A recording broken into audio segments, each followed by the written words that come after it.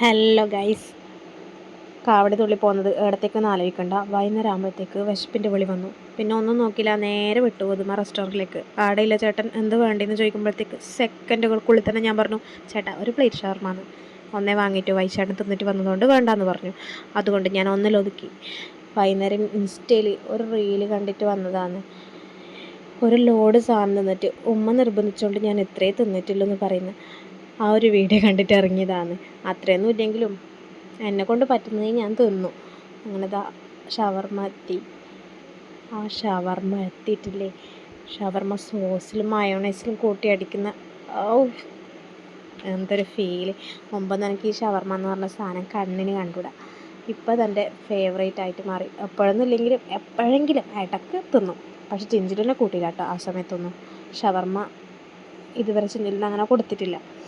അതുകൊണ്ടാണ് നമ്മൾ രണ്ടാളും മാത്രം വന്നത്. പിന്നെ ഇന്ന് വൈശാട്ടം വേണ്ടെന്ന് പറഞ്ഞു. പിന്നെ ഞാൻ ഒറ്റയ്ക്ക് തന്നെ ആയില്ലേ. അതുകൊണ്ട് ഞാൻ എൻ്റെ ആ സന്തോഷം മുഖത്തുണ്ടോ ഗൈസ്.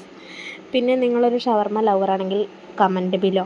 എന്നെപ്പോലൊരു ഷവർമ്മ ലവറാണെങ്കിലും കമൻറ്റ് ബിലോ കേട്ടോ. എൻ്റെ സോസം എല്ലാം തീർന്നിട്ടുണ്ട്. Okay, bye.